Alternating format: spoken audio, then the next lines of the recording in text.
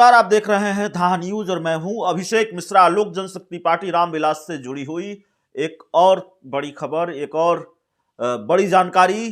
क्या बीजेपी नीतीश कुमार के दुश्मनों को या फिर बीजेपी वैसे लोगों को जिन्होंने 2020 के विधानसभा चुनाव में जेडीयू की लुटिया डुबाने में अपनी भूमिका निभाई, उनको वापस अपने पाले में ला रही है, उनको वापस अपनी पार्टी में शामिल करा रही है। एक वक्त ऐसा लगा था कि जिनकी चर्चा हम कर रहे हैं, जिन नेताओं की एंट्री हम बीजेपी में होते देख रहे हैं, उनकी एंट्री बीजेपी में नहीं होगी। नीतीश कुमार का डर काम करेगा और नीतीश कुमार की नाराजगी की परवाह बीजेपी करेगी और वैसे नेताओं की एंट्री नहीं होगी।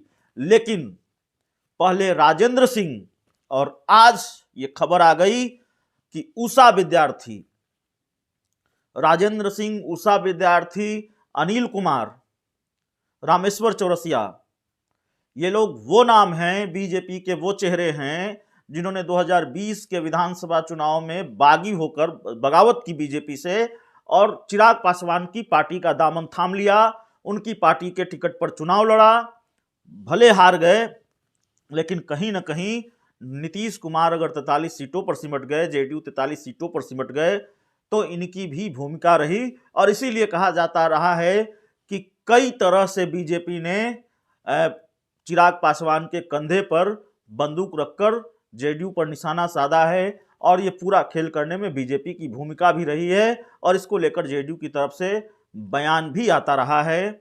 बहुत सधे अंदाज में जेडीयू भी ये स्वीकार करती रही है कि चिराग पासवान ने नुकसान पहुंचाया है और कई बार जब हमारी बातचीत हुई जेडीयू के कुछ नेताओं से तो उन्होंने बहुत सधे अंदाज में यह भी स्वीकार किया कि यह खेल बीजेपी का किया धरा था।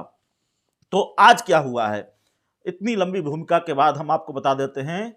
उषा विद्यार्थी जो पालीगंज से विधायक रही हैं और उन्होंने भी 2020 का विधानसभा चुनाव चिराग पासवान की पार्टी के टिकट पर लड़ा था, बीजेपी की कद्दावर नेत्री रही हैं और लंबे वक्त से भाजपा में रही हैं और उन्होंने बगावत की थी 2020 के विधानसभा चुनाव में, चिराग पासवान का दामन थामा था। उनको भी आज बीजेपी ने अपनी पार्टी में शामिल करा लिया है, उनकी भी एंट्री हो गई है।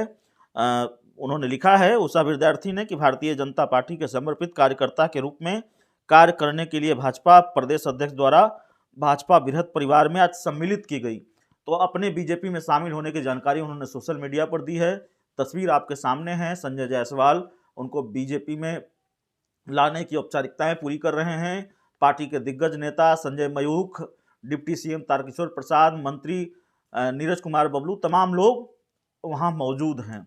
तो बड़ी खबर है, चिराग पासवान को एक तरह से झटका ही है, सेंधमारी नहीं कहेंगे क्योंकि उषा विद्यार्थी पहले से बीजेपी की कद्दावर नेत्री रही हैं और अब उनकी घर वापसी हो गई है और चिराग पासवान की पार्टी में वो बहुत सक्रिय भी नहीं थी, बैठकों से दूर रहती थी और उतनी सक्रियता उनकी चिराग पासवान की पार्टी में दिखाई नहीं देती थी। तो अब उनकी घर वापसी हो गई है उषा विद्यार्थी की।